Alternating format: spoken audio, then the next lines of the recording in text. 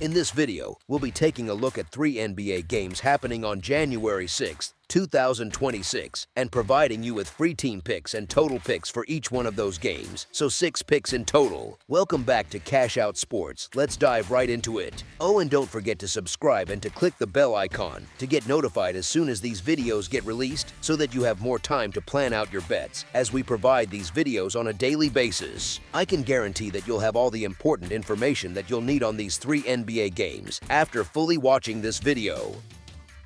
One more thing before we start, if you would like to gain access to our best exclusive sports picks to take your journey to the next level, then check out our Patreon in the link down below where we offer our best single picks, parlay picks, and much more. Now let's get started. Orlando Magic versus Washington Wizards. The Magic are still coming in short-handed, with Jalen Suggs, Moritz Wagner, and Franz Wagner all ruled out for this one. On the other side, the Wizards will again be without Keyshawn George, Cam Whitmore, and Corey Kispert, so both benches are thinner than you would like.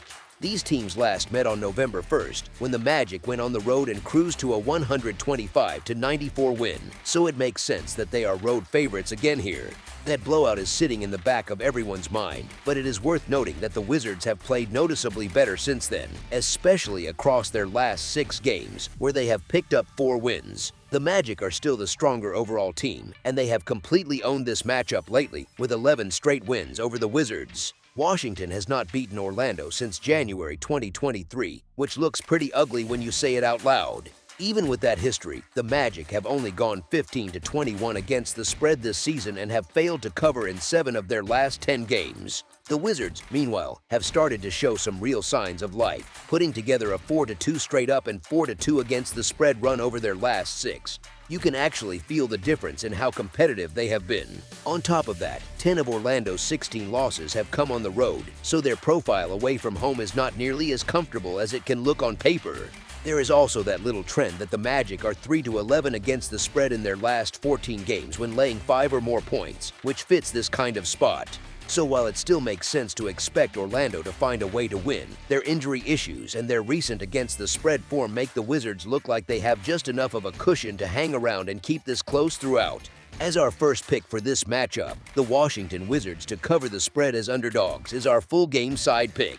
The Orlando Magic are averaging 116.8 points on 46.6% shooting from the field while allowing 115.1 points on 47.6% shooting. They are knocking down 34% of their threes and 78.8% of their free throws, and they are pulling in 44.8 rebounds per game.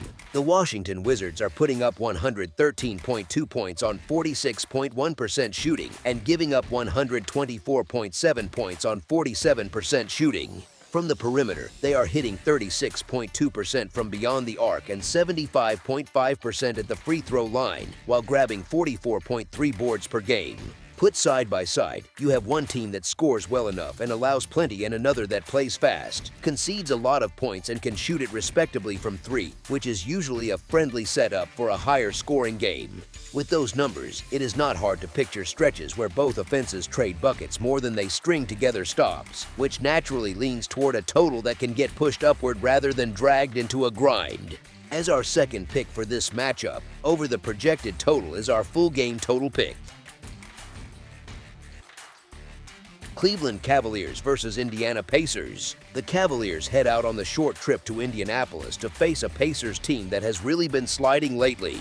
Cleveland is still without Larry Nance Jr. and Donovan Mitchell, and both Dean Wade and Jarrett Allen are sitting on the injury report as questionable. Indiana is not any healthier, with Benedict Mathurin, Isaiah Jackson, and Tyrese Halliburton all ruled out again, so both sides are juggling rotations a bit. Cleveland has not exactly been playing flawless basketball, but they did string together 3 straight wins before dropping a close one to the Pistons in their last game. That kind of mini run at least shows they still have a decent floor, even when they are not firing on all cylinders.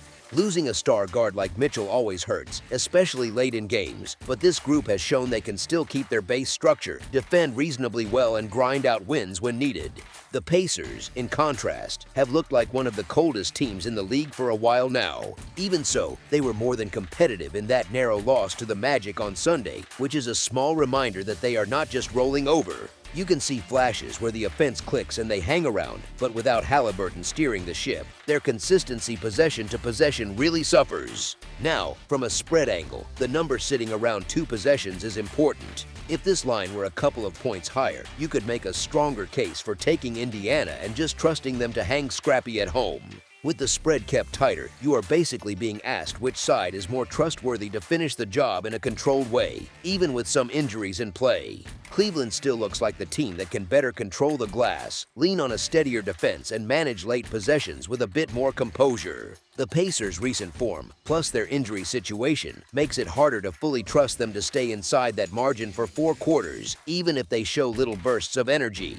As our first pick for this matchup, the Cleveland Cavaliers to win and cover the spread as favorites is our full game side pick.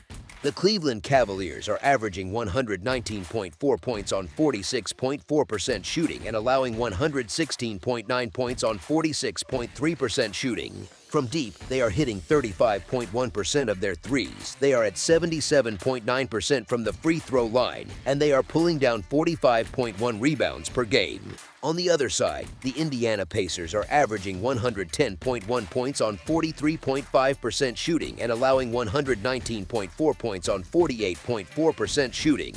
They are shooting 33% from beyond the arc and 77% from the free throw line, while allowing 34.4% shooting from deep and grabbing 43.1 rebounds per game. Put those numbers together and you get a matchup where one team scores at a strong clip and gives up plenty, and the other struggles with efficiency but faces a defense that is far from stingy.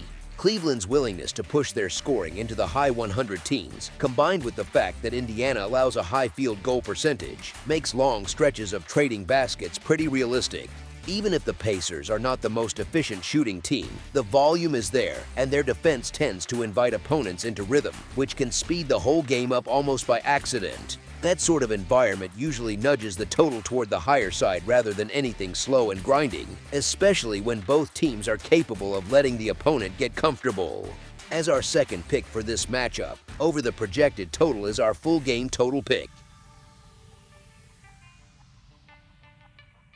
Miami Heat versus Minnesota Timberwolves. This matchup has a fun little subplot because these two just saw each other a couple of nights ago, and that game did not feel like a random regular season stop for either side.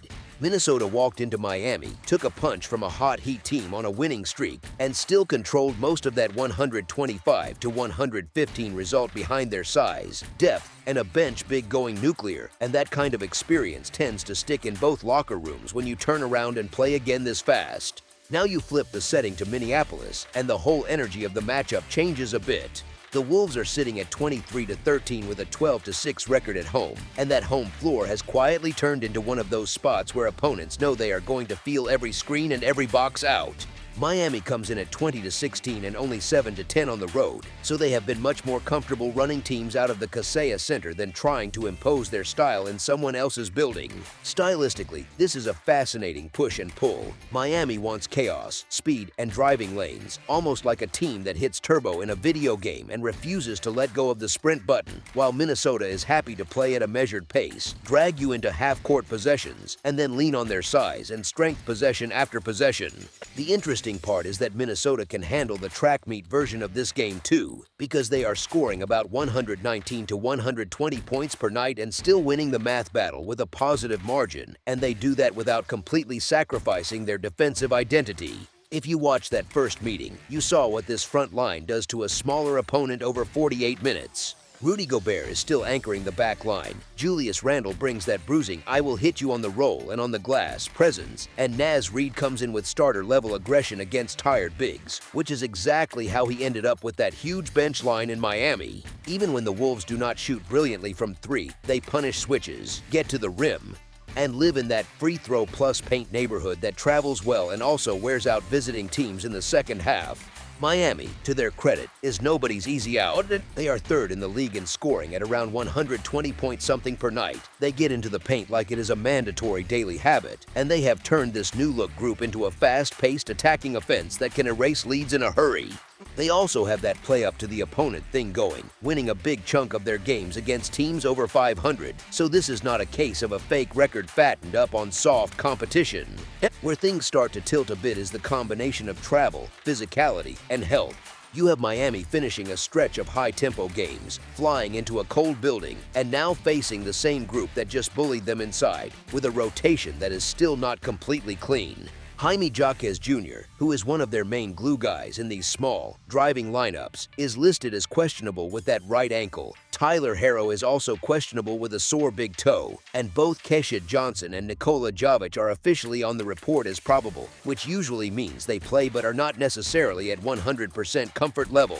Minnesota, on the other hand, has only Terrence Shannon Jr. listed as out, so the core rotation that just handled Miami is intact, and the coaching staff does not need to reinvent the wheel, they just need to tighten a few screws. Another little detail that matters in spread talk is how a team scores when things bog down late. In close-ish games, possessions slow, whistles tighten, and it usually becomes a question of which side can get a good look without overcomplicating life. Minnesota can throw the ball to Anthony Edwards and let him hunt mismatches, but they also have Randall as a bully ball release valve, Gobert as a lob threat, and multiple shooters who force Miami's help defenders to choose between tagging the roller or staying home on the arc.